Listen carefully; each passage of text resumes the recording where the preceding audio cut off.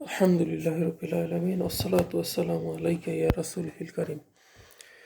আউযু বিল্লাহি মিনাশ শাইতানির রাজিম। বিসমিল্লাহির রহমানির রহিম।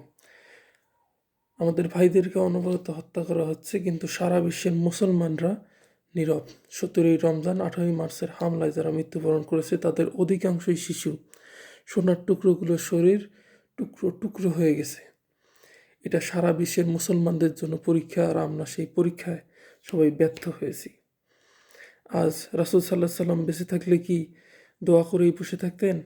তাহলে 313 জন নিয়ে বদর, 700 জন নিয়ে উহুদ এবং 3000 জন নিয়ে মুতার যুদ্ধ করতেন না। এটা মুসলিম বিশ্বের ব্যর্থতা যে আমরা আমাদের ভাইদেরকে রক্ষা করতে পারছি না, কারণ আমরা সেভাবে আমাদের দেশ এবং সমাজকে গড়তে পারিনি। আমরা দোয়া করেই ক্ষান্ত হব, এটা কিভাবে হতে পারে? আমাদের অনেক কিছুই করার আছে যা আমরা করতে পারছি না, আমাদের মনোবলের অভাবে অথবা আমাদের চিন্তা শক্তির অভাবে। আমাদের ভাইদেরকে আমরা খাদ্য দিয়ে অবশ্যই সাহায্য করতেছি, শুধু খাদ্য দিয়ে সাহায্য করলে হবে না, তাদের জন্য হাতিয়ার এবং যোদ্ধার ব্যবস্থা করতে হবে।